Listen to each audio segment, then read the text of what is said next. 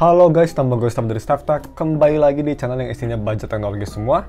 So, di video kali ini kita bakal unboxing HP yang lumayan menarik. Kita udah pernah nge-review Xiaomi Mi 10, Mi 12, Mi 9. Sekarang kita review Mi 8, Mi 8 ini menurut gue HP paling legendaris dari Xiaomi lah. Ini gue bisa bilang HP yang leap-nya paling jauh ya dari versi sebelumnya ke Mi 8. So, kenapa gue ingin review HP ini? Alasannya yaitu sekarang harganya udah cukup murah. So, kalian bisa beli sekarang Xiaomi Mi 8 di harga 1,6 juta. Gue cari di Tokopedia gitu, memang yang jual jarang, tapi kalau misalkan kalian bisa dapet itu harganya di sekitar 1,6 jutaan yang kondisinya lumayan oke. Dan kalau nggak salah gue dapatnya di full set warna hitam, gue lupa lagi, nanti kita bakal cek. Anyways, seperti biasa kalau misalkan kalian mau beli HP ini, gue bakal taruh link di deskripsi. Dan juga untuk wallpaper, nanti kalau misalnya gue ada wallpaper anime, gue selalu taruh link wallpaper anime via Pixiv di deskripsi juga. So, sambil kita buka, kita bahas untuk speknya sendiri. Untuk speknya dia pakai chipset Snapdragon 845 yang pastinya itu fabrikasi 10 nanometer. Dia punya layar 6,2 inci AMOLED Full HD, tapi yang pastinya itu masih 60 Hz ya. Ini di zaman memang high refresh rate itu hanya ada di Razer, nggak ada di HP lain. Kalau misalnya kalian ingat ya zaman-zaman tersebut. Sekarang kan high refresh rate semua udah ada ya. So, untuk UFS dia UFS 2.1. Terus dia pakai USB Type-C, NFC, dan juga punya baterai yang khas flagship, hanya 3400 mAh baterai aja, tapi udah bisa fast charging yang di tahun 2023 kurang cepat ya, hanya 18 watt. Tapi at least nggak beda jauh sama iPhone zaman sekarang sih. Oke, sorry, kita buka aja, ini lumayan tebal si casingnya.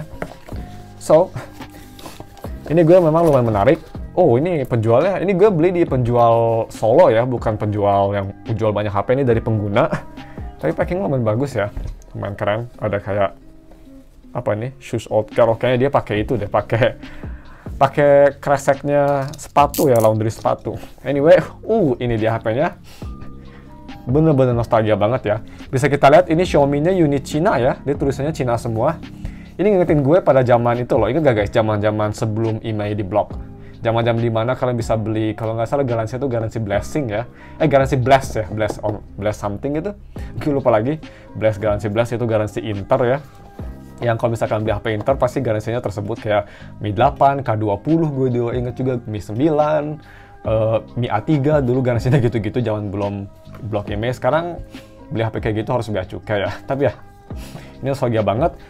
Boxnya masih lumayan oke, kita langsung aja cek kelengkapannya. Ini ngingetin gue itu ya, kalau misalnya kalian inget nih, Xiaomi Mi 8 tuh desainnya mirip brand sebelah yang populer banget pada zamannya. Nanti deh, pasti kalian tahu. Anyway, casing sih udah nggak ada, cuma ada plastiknya doang. It's okay, emang di tulisnya juga nggak ada. Garansi Imotech. Oh, ini garansi internet tuh Imotech ya, zaman dulu banget ini. Nice. Ini HP-nya 4G Plus, zaman-zaman belum 5G tapi udah 4G. Nice. So, bisa kita lihat kelengkapan sendiri, dia itu ori yang pastinya mantap. Ini kelebihan kalau misalnya kalian beli HP dari pengguna, bukan dari penjual yang jual banyak, karena dia selalu ori ya, bekas pengguna untuk aksesorisnya. Bisa kita lihat ini charging brick-nya juga, charging brick versi Cina ya, dia kayak gini si prongnya. Dan ya cuma segitu aja di boxnya, simple banget, at least dia masih full set Chinese. Kita buka aja si seal-sealnya ya, ini benar-benar di repack lagi. Orangnya lumayan apik kayaknya ya. Sampai stiker kameranya juga masih ada loh guys. That's pretty cool. Kita cabut aja emailnya. Di sini bisa kita lihat, dia belakangnya polos karena sudah dikasih guard skin ya, udah dikasih skin Exacode yang kerasa banget bagus. Gue nggak bakal lepas sih. Tapi ya, kita buka untuk depannya, kita cek nanti kemulusannya gimana. Dan, ingetin sesuatu nggak ini desainnya? Ring a bell guys, ring a bell. Yap, ini desainnya memang ngikutin banget iPhone X ya. Yang bikin beda yaitu fingerprintnya ada di belakang. Kalau iPhone X kan pakai Face ID. Ini di zaman dimana memang Xiaomi itu pas keluar Xiaomi Mi 8 langsung semua orang ngelihatnya iPhone X clone. Tapi walaupun dia clone, gue bisa bilang build quality-nya sendiri ini memang kelasnya kelas atas ya Mi 8. Dan yang gue suka dari Mi 8 itu dia performanya lumayan solid, walaupun dia HP flagship nih, biasanya HP flagship Xiaomi kan panas, tapi di sini masih cukup oke. Bisa kita untuk layar, dia itu kayak ada sedikit burn in gitu ya, bukan burn in, kayak warnanya agak aneh, kayak berubah gitu. Ya, itu normal, yang pastinya karena ini layarnya nggak pernah diganti, so to be expected. Dan kalau bisa kita ke belakang, di sini ada setup dual kamera, yang sampai sekarang pun menurut gue, kualitasnya masih cukup oke dan masih sangat bagus speknya. Dia pakai Kamera main 12 megapiksel, udah ada optical main stabilization, sangat flagship yang pastinya. Dan kamera kedua itu telefoto 12 megapiksel f2.4. Sayang banget ya, kalau misalnya itu ultrawide sih mungkin lebih versatile menurut gue. Anyway, kamera depan dia itu khas HP Cina 20 megapiksel, tapi ini khas HP Cina pada zamannya juga, hanya bisa nge-record sampai resolusi 1080p 30 fps aja. So ya, untuk SIM kita cek, gue lupa apakah HP ini tuh ada dual SIM nggak ya. Kalau nggak salah HP Xiaomi itu support dual SIM tapi nggak support microSD deh untuk flagshipnya. Kita langsung lihat aja. So, yap, dia itu support dual SIM, easy. Yang pastinya SIM tray-nya juga ini high quality ya, terbuat dari metal, tapi nggak support microSD. Kita masukin aja kartu halo. Keblem, kebalik. Skinnya ini sampai samping ya, sampingnya juga dikasih skin. So, untuk kemulusan layar kita lihat. Kalau besar layar sih ini memang kelihatan banget udah sering dipakai, bisa kelihatan nih. Ada lecet besar banget di sini dan overall sangat well worn. Gue lupa lagi ini varian berapa giga ya, kita lihat. Oh, 128, jadi bukan varian base model, ini varian yang lumayan besar storage-nya. Jadi yang pastinya lumayan bargainnya di harganya. 1,6 juta dapat 128 dan full set kayak gini sih lumayan oke. So ya, kalau misalkan bisa cari sih ini harga menurut gue masih oke banget. Apalagi dibanding dengan banyak yang komen yang di bawah ya. Sering banyak komen di video gue, Poco F1 bagus nggak? Menurut gue kalau misalkan kalian bisa nyari Xiaomi Mi 8 yang kondisinya sebagus ini, daripada Poco F1 dengan Xiaomi Mi 8 deh. Tapi memang kedua HP tersebut susah banget dicari karena produknya dikit. Dan kalau misalkan kalian bisa nemu juga, kadang-kadang barangnya tuh udah sangat dipakai. Jadi udah ya kayak habis perang dunia lah HP-nya. If you know what I mean. So ya, kita langsung aja setup HP-nya. Gue setup dulu, nanti kita bakal balik lagi. Seperti biasa untuk quick review, kita tes kameranya bentar, kita lihat softwarenya, dan kita lihat layar dan macam-macam. Seperti biasa untuk review minggu depan, ini hanya quick review sedikit aja. So, I'll be back guys. Oke guys, udah gue setup HP-nya. So, langsung aja kita quick review si iPhone X, maksud gue Xiaomi Mi 8. Bisa kita lihat lah kenapa pada zamannya 2018 ya, 2019 gue lupa lagi. Banyak orang yang bilang Xiaomi Mi 8 itu pretty much iPhone X copy. Kelihatan banget, notch-nya ini pretty much sama persis kayak iPhone X ya. Walaupun bezelnya di bawah ini super duper ultra tebal, nggak kayak simetris desainnya Apple yang sampai sekarang masih kelihatan bagus banget. Dan belakangnya juga, seperti yang gue bilang di unboxing, mirip banget sama iPhone. So, pertama mari kita langsung aja tes untuk fingerprintnya. Langsung kita tes 1, 2, 3. Fingerprint bisa kita lihat even di tahun 2023 yang umurnya udah hampir 5 tahun ya. Ini HP fingerprintnya menurut gue masih salah satu yang tercepat. Apalagi di harganya ini menurut gue cepet banget nih. Hampir instan ya. Ultra fast. I really like it.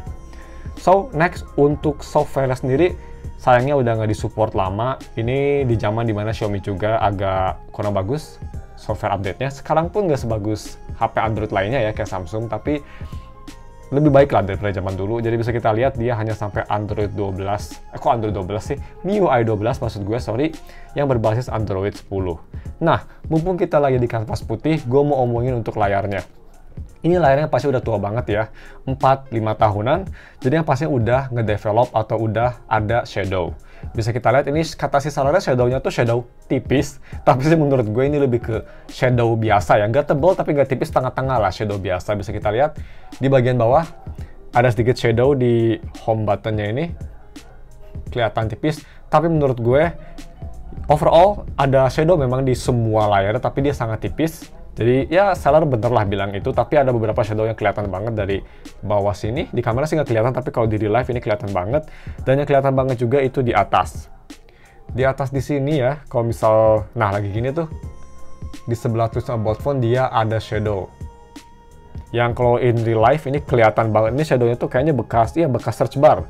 Ini kayak ada logo search gitu di sini bekas-bekasnya. Jadi ya, shadownya sih bukan tipis ya, tapi bukan tebal juga ya, masih oke lah menurut gue, masih bagus banget. Dan yang pasti ini sangat wajar banget. Malahan kalau misal gue dapet Mi 8 dan gak ada shadow, itu malah gue mempertanyakan apakah layar udah diganti. Ini yang pastinya layarnya gak pernah diganti karena kelihatan banget lah bekas pakainya. Dari layarnya ada shadow, dan juga ini buttonnya juga masih clicky tapi kerasa banget udah agak mendelep ya, udah agak ke dalam gitu, jadi kurang clicky. Tapi masih bisa dipakai, dan ya overall masih bagus banget. Dan kita ngomongin untuk layarnya sendiri. Kualitas layar sendiri memang pada zamannya Mi 8 menurut gue untuk HP flagship cukup bagus, dan di zaman sekarang pun dia kualitasnya masih oke banget. Full brightness memang nggak bisa terang banget, tapi udah cukup oke untuk kelas AMOLED, dan dia viewing angle-nya juga sangat bagus menurut gue, yang pastinya karena AMOLED. So, kita untuk di dalam infonya, ini kan HP Cina yang pakai Global ROM ya, MIUI Global ROM. Kita lihat apakah udah L1, yap, yang pastinya karena ini HP Cina pada zamannya ya, dia masih di Wi-Fi L3. Sayang banget, jadi kalau bisa kalian mau nonton Netflix, nggak bisa di high definition. Tapi at least dia udah support HDR10 sama white color game mode-nya udah true. So that's very nice. Kita ngomongin untuk haptiknya sekarang. Haptiknya, gue bisa bilang tanpa ada worry sama sekali, tanpa ada kebingungan sama sekali, gue bisa bilang ini haptiknya murahan. Yap, even kamu dibanding dengan kayak Redmi Note 11 atau Redmi Note 12 yang 2 jutaan, ini haptiknya jauh lebih buruk. Ini haptiknya lebih kedengeran suara buzz-nya daripada punchiness-nya. Ini lebih kedengeran daripada kerasa, if you know what I mean. Yap, haptiknya memang gak bagus, tapi at least dia pada zamannya kan HP ini ada masalah touch delay ya, tapi udah di-update ke MIUI 12, dia nggak ada touch delay di Q sama P-nya. So ya, at least untuk layar walaupun dia 60Hz, tapi nggak ada masalah sama sekali untuk ngetik keyboard, masih enak kok tadi gue coba. Dan yang masih enak juga, tadi gue install aplikasi banyak, itu dari baterainya guys, gue udah surprise. Jadi, gue setup kira-kira sekitar 30 menit ya, install aplikasi, dan teman-teman itu pakai kuota. Yap, semua pakai kuota, karena wifi gue pas gue nge-record sekarang ini, wifi gue lagi wafat, lagi mati. God damn you, Biznet. Anyway, jadi gue pakai kuota full, sekitar setengah jam lah gue install aplikasi, login, dan pas gue nyalain itu HP-nya baterainya di 90%, sekarang dia itu di 81%. Jadi ya masih lumayan awet ya baterainya. Ya ini mungkin berkat kombinasi layar kecil, Snapdragon 845 yang lumayan efisien, ditambah lagi dengan layar 60Hz, jadi ya masih lumayan irit lah ya. Gue expect sih HP ini pas gue review masih bisa bertahan 1 hari. Oh ya, speaking of Snapdragon 845, performanya tadi gue pakai buat install ini masih bagus banget guys. Menurut gue Snapdragon 845 dan Snapdragon 865 tuh chipset Snapdragon yang paling bagus lah, paling tahan lama menurut gue. Yap, 888 menurut gue itu chipset terburuk, 855 menurut gue chipset yang agak kurang bagus, agak cepet panas. 845 itu menurut gue ini sama kayak 865 ya, dia itu masih efisien walaupun 10 nanometer, dan dia nggak panas-panas banget kalau dipakai heavy load, performanya juga masih solid banget. Ya mirip-mirip 865 versi murahnya atau versi weak-nya lah ya. So ya, 845 menurut gue di HP kayak gini untuk tahun 2023 masih sangat future proof banget sih kalau misalkan kalian mempertanyakan hal tersebut ya. 845 masih oke nggak sih di 2023? Yang pasti masih oke banget, apalagi di harganya yang sekarang kalian bisa nyari HP 845 di sekitar 1 jutaan, masih bagus banget kok. Tapi nanti kita bakal tes 2 game ini minggu depan ya di full review-nya. Jadi stay tune. So, sebelum kita masuk ke kamera quality-nya, terakhir kita coba tes NFC-nya aja ya. Kalau misal ini HP pengguna sih harusnya nggak ada masalah dan masih berguna. Kalau kita coba tap, yap, bisa kita lihat, ini HP nggak pernah bongkar ya, NFC-nya super snappy dan nggak pernah ada masalah sama sekali.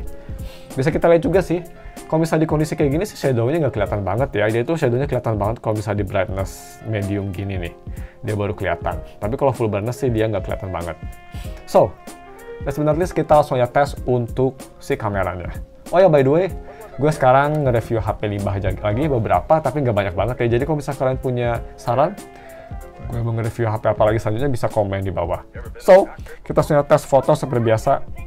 Sim SpongeBob dengan background ayam wibu. So, 1, 2, 3. Ini pakai main kamera dulu. Itu AI-nya mati ya. Dan ini pakai telefoto. Oke, boom. Kalau di viewfinder kelihatannya telefotonya dia punya foto yang sedikit lebih pudar ya, tapi nggak tahu. Tapi sih kalau gue lihat dua-duanya sama-sama jernih dan oke sih. Dan kualitasnya menurut gue ini dibanding Poco F1 bagusan Mi 8. Ya mungkin berkat optical image stabilization dan juga ini lebih mahal ya pas rilisnya juga. So, kita coba tes untuk selfie-nya. 20 megapiksel pakai mode biasa.